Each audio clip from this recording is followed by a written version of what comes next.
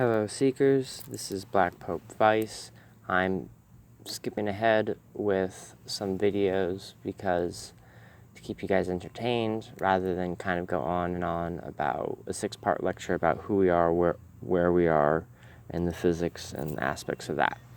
That's going to take a while. I wanted to skip ahead to show you, like, what is all this, where are we going with all these lectures and studies and stuff. It's like, well, you get to this point.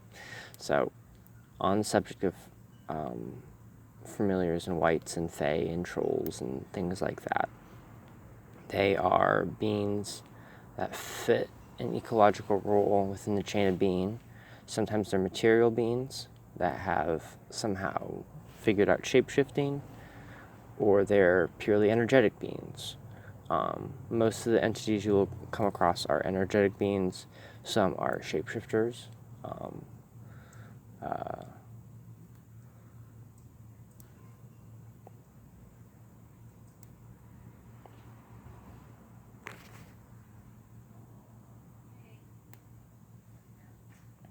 Now, someone might be like, well, how do you know these things are safe to interact with? Because, well, they're filling an ecological role. They're no different than a plumber. You fill out a contract and you figure out what that is, and if there's a violation of the contract, you tell them to get the fuck out. You know?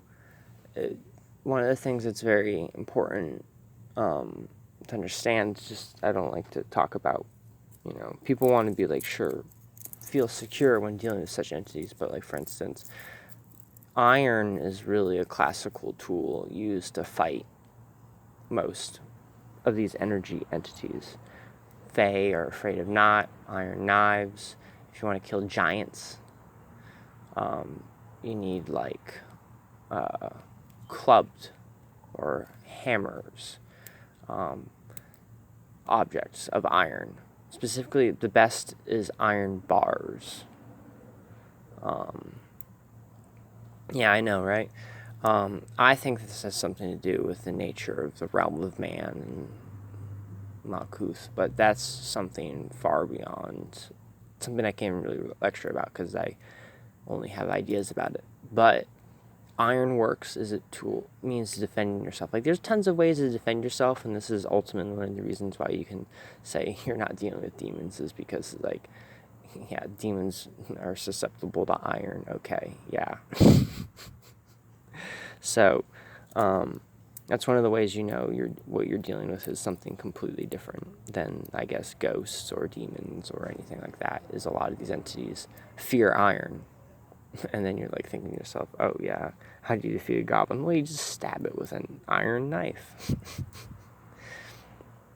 Enough of that, because I've never had issues with wights or familiars attacking me.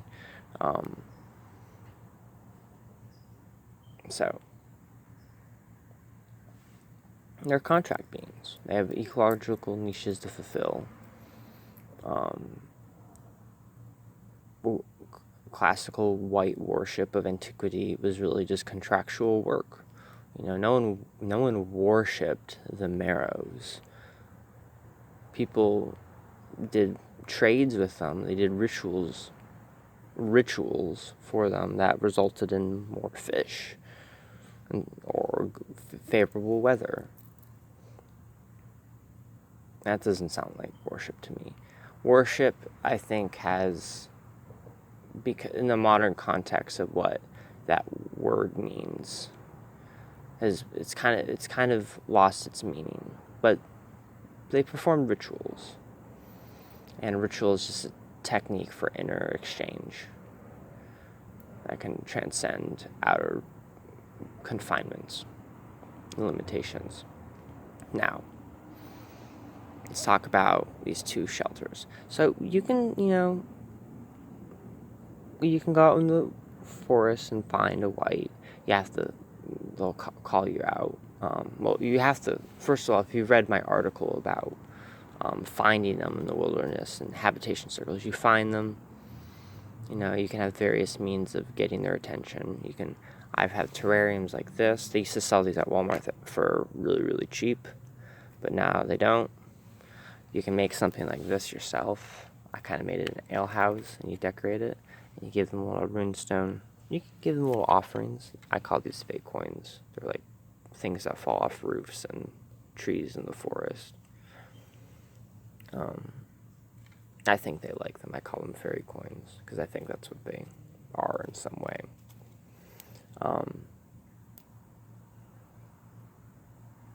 But you make little offerings and their energies associated with them. You can also do this with trees. Trees are a really good way of moving around wights and familiars. But you can use a little terrarium like this. You can make something like this. I used a little wood glue to stick that in there. This is for a healer, so I gave him relevant runestones. I'm just going to show you a few designs, because how do you want to interact with these creatures? So Labradorite is really good for fairies, and I came up with runestone designs because it's clearly the rune designs are affecting the Labradorite. The Labradorite has changed. And same with the moss agate. Both have little flecks. The moss agate has red flecks. Labradorite has black flecks now. And one of the Labradorites has gold lines, and I really like that. That's really cool. But I came up with these designs to facilitate and empower the Fae, and you can just see the designs. Fehu, Ansus, Awaz is just how I've designated the entities. Fae, F-A-E. And then there's like that one right there is for communicating with them. This is for Fae communicating with the plant world if they couldn't already. And this is for empowering their abilities. Those are some designs. Now this one is for having offerings to your wights. Empower them. So that's Kenaz, Tiawaz, Ingwaz, Kenaz, Laguz, Aelhaz, Wunyo. And the colors are purple, octarine, purple, orange, octarine, green. Octarine I use is my octarine is pink. And I have that unmerlinite, which is very good for spirits. I have a lapis, apatite, and I think it's called anilolite, but it's fuchsite with ruby mixed into it. I think that's what it's called. But it's called anilolite. It's green, black, and red. It's a very good overall brown crystal. I have those the offerings and empower the abilities, because that's one of the things you have to realize is you have to essentially give offerings to these creatures. And, you know, they appreciate his gestures. A lot of these things don't.